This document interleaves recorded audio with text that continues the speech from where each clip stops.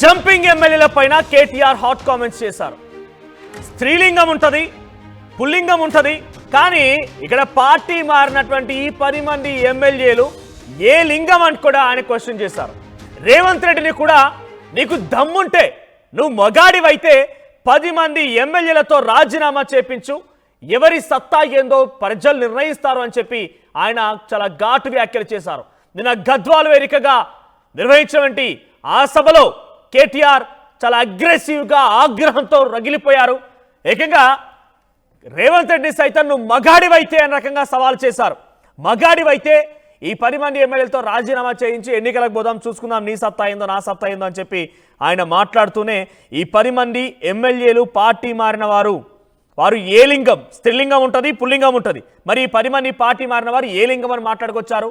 ఆ చెట్టు మీద వాళ్ళ కాకులు ఈ చెట్టు మీదకి రావద్దు అని చెప్పుకొచ్చారు. మరి ఈ కాకులు అటు ఇటు కాకుండా పోయాయి కదా, మరి ఈ కాకులు ఎక్కడికి పోవాలి అని చెప్పి రేవంత్ రెడ్డిని క్వశ్చన్ చేశారు కేటీఆర్. ఒకసారి కేటీఆర్ ఏం మాట్లాడారో చూద్దాం. రేవంత్ రెడ్డి గారిని అడుగుతా ఉన్నా, మీకేమన్నా కొద్దిగా రేషం ఉందా, పౌరుషం ఉందా అని అడుగుతా ఉన్నా.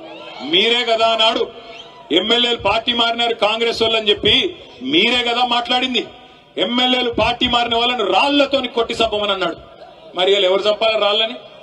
ఎవరిని కొట్టాలా? ఈరోజు మీరే కదా అన్నారు అన్నాడు. ఆ ఇంటి మీద వాళ్ళని కాకి ఈ ఇంటి మీద వాళ్ళద్దన్నారు.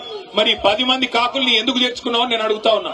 ఈ 10 మంది కాకులు ఇవాళ ఎటు కాకుండా పోయినారు. వీళ్ళు ఇలా గట్టిగా పోయి అడిగినావు అనుకో నువ్వు ఏ పార్టీ అని.